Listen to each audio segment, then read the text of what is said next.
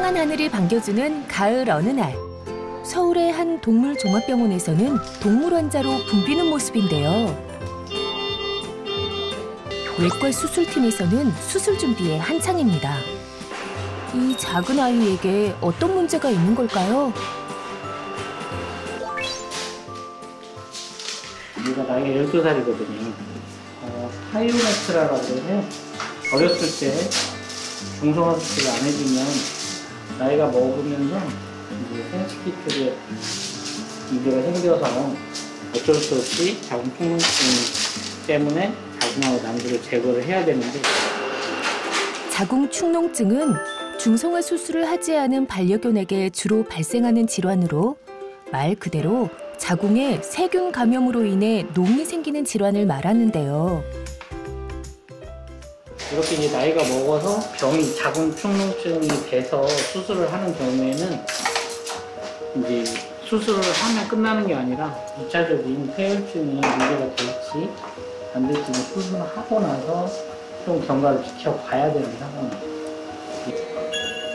무엇보다 외과적 수술만이 치료 방법이기 때문에 이를 예방하기 위해서는 보통 이제 수술을 안 했을 때는 이제 나이가 먹어가면서 그쪽에 관련된 여성 질환이 생길 수 있거나 유전종양이랄지 자궁 충농증이랄지 이런 병들이 오는 수 있기 때문에 예방 차원에서 이런 수술들을 진행하시는 건데, 수컷들 같은 경우는 또 중성화 수술 안 했을 때 고환의 종양 여러 가지 이런 질환들이 발생할 수 있기 때문에 중성화 수술을 해서 키우는 것이 지금 말씀드렸던 질병도 예방하고 관리하시는 데도 깔끔하기 때문에 중성화 수술을 추천하게 되는 거죠. 한편 치료를 앞두고 꿈쩍도 하지 않는 반려견.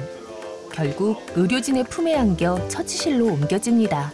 9시, 10시 그때쯤 보니까 얼마 전 방광결석 수술을 받았다는데요.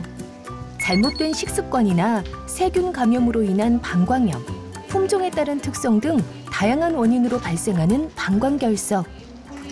방광 내에 결석이 생겨서 결석이 오줌으로 바깥으로 배출되다가 이 중간에서 막혔어요. 남자 수컷에게는 이게 오스페니스라 해서 여기에 뼈가 있어요. 생식기에.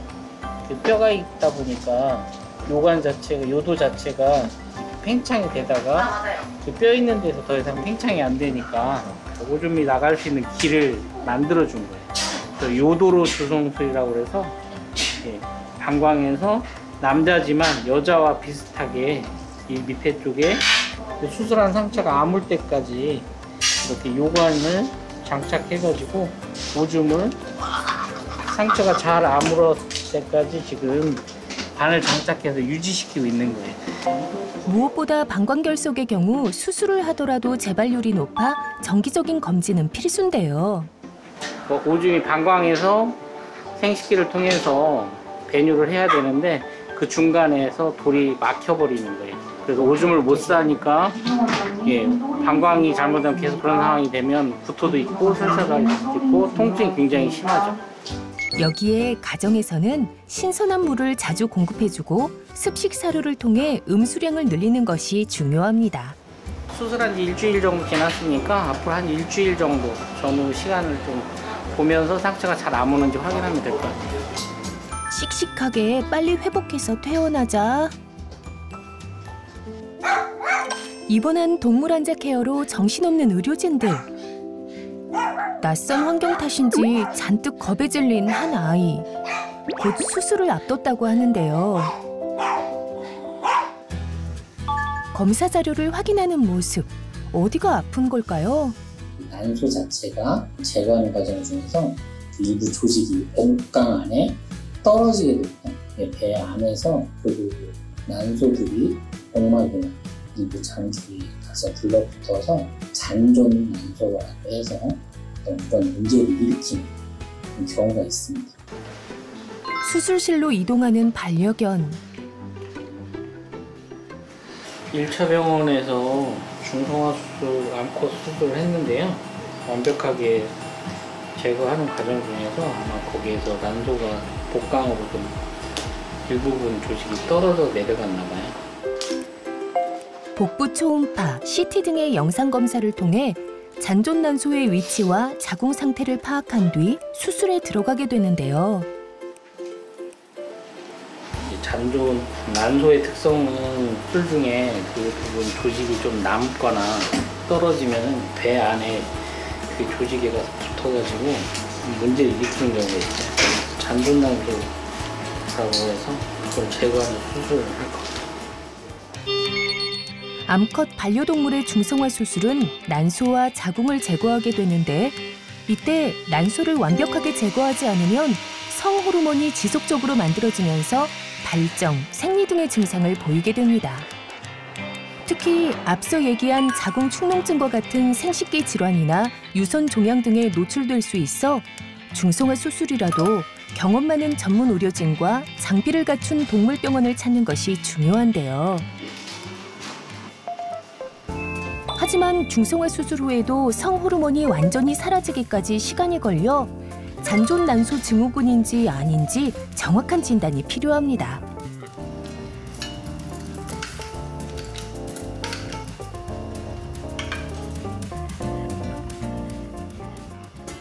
일반적으로 그렇게 어려운 수술은 아니시거든요. 중성화 수술이. lokaal병원에서 수술하다 보면 이제 수의사님이 이제 우리 아이가 마취가 완벽하지 않는 경우에 빠른 시간 내에 컨트롤이 안 된 상태에서 수술을 하다 보면 일부의 난소가 그런 식으로 남아있거나 아니면 제거하는 과정 중에 그 안에 일부 조직이 떨어져서 씨앗의 역할을 해서 잔존 남아서 밑에서 내려가는 잔존 난소가 작을 때는 성호르몬이 충분히 나오지 않아 증상이 없다가 난소가 성장하면서 성호르몬에 의한 증상들이 나타나는데요. 중성화수술 했는데도 약간씩 티가 보인다든지 피부가 문제가 일으켜서 자꾸 호르몬성에 의해서 가려움이 일어난다든지 하는 그런 문제들이 있으니까 보호자님이 자꾸 이제 그런 문제로 인해서 왜 그럴까 라고 이제 병원을 가다 보면 어떤 문제가 이제 원인을 찾게 되고 그 원인에 의해서 필요성이 진단이 되어서 이제 그거를 제거하는 수술을 다시 할 수밖에 없는 상황이고. 반려동물에게 있어 중성화 수술은 생식기 등 관련 질환을 예방하는 차원에서 전문의들은 권장하고 있습니다. 하지만 암컷 반려동물의 경우 잘못된 중성화 수술로 일부 난소 조직이 남거나 난소 기형으로 숨어있는 난소를 못 찾아 남은 난소가 다시 기능을 하게 되면서 잔존 난소 증후군이 나타나게 되는데요. 중성화 수술 후 시간이 지나도 발정 증상을 보인다고요? 그렇다면 잔존 난소 증후군을 의심하고 동물병원에 내원하는 것이 좋겠죠. 중성화 수술은 자궁을 제거하는 과정에서 난소가 함께 따라 나와 난소가 제거되는데 잔존 난소 절제술의 경우 자궁이 없는 상태에서 남은 난소를 찾아 제거해야 하는 수술이라 난이도가 높은 수술인데요. 때문에 잔존 난소 절제술의 경우에도 전문 의료진과 정확한 검사 및 수술을 진행할 수 있는 장비를 갖춘 동물병원을 찾아야 합니다. 호흡 마취기가 없는 그런 병원이랄지 그런 곳에서 주사 마취를 하다 보면 간혹가다 생각지 않게 심도 조절이 안 돼서 수술을 하는 데 있어서 깔끔하게 접근이 잘 안 되거나 제거하는 과정 중에 계속 우리 아이의 배에 힘을 주거나 그런 문제로 인해서 이 수술이 아주 깔끔하게 되지 않을 수가 있어요. 그 가능성이 조금 있죠. 그래서 조금은 좀 더 안전한 호흡 마취, 심도 조절이 가능한 호흡 마취를 하는 그런 곳에서 수술을 좀 하시면 좋지 않을까 싶고요. 지역 병원에서 응급으로 내원한 반려견. 방광기 파열이 의심돼가지고요. 이 작은 아이에게 무슨 일이 있었던 걸까요?